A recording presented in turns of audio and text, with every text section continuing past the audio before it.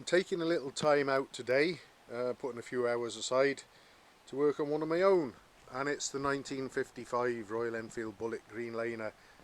And I had the oil leak pretty much under control, and nipping the head down made a big impression on how much oil escaped. But by the time I got home from my round trip to Enfield and back the other day, there was a little bit of oiliness on the fins. No great mess or anything, but I decided that I wanted to stop it once and for all, and I wasn't going to try tightening the head nuts down again because they were very tight at this point. So I decided what I'd do is, in advance, I ordered one of these. It's a composite head gasket, but it's got the metal flame ring, and that's important for me. And I'm going to use that instead of the millimetre thick solid copper head gasket that we used on this when we rebuilt it originally. Now, whatever sealant I may have used on that, obviously I can see that some obviously got used. It wouldn't have been well sealed back then. I only started using that more recently, so maybe if the gasket had been annealed and I'd used well seal on it, who knows, perhaps it might have done the job and held the oil in. But I'm going to take it off, clean everything up, and I'm going to use this one, and I'm going to coat both sides of this one with well seal, and I'm pretty sure that'll keep everything under control. Now, I don't usually like using composite head gaskets because with the holes, not so much on the 500 but on the 350, the stud holes are very close to the edge, and even the 500s there's a little bit more room there.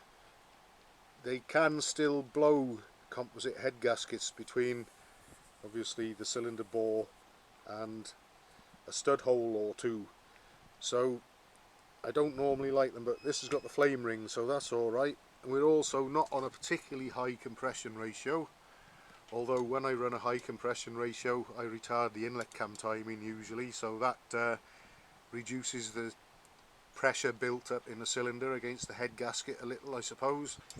But anyway, that's by the by. I'm going to change this head gasket, get everything cleaned up, put this one on, well seal on both sides of it, and I'm pretty sure that'll be the end of any oil leaks that we've had up here. And it looks to me actually as though the pushrod tunnels may not have been the main or only culprit. I think what we've had is we've had oil running down some of the stud holes, the internal ones, which are that one, that one, that one and that one. The nuts are on those inside the rocker boxes, and they get very oily and oil runs down, and it can actually build up and try and find a way out. And also this one, sometimes this stud breaks through to where the crankcase breather attaches to the crankcase, and can cause a mess in a similar sort of way with oil coming up.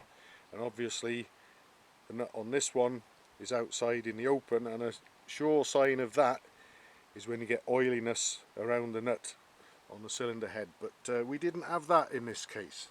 But I'm hoping that all round fitting this gasket will sort things out and clean things up a little. So that's what I'm up to today.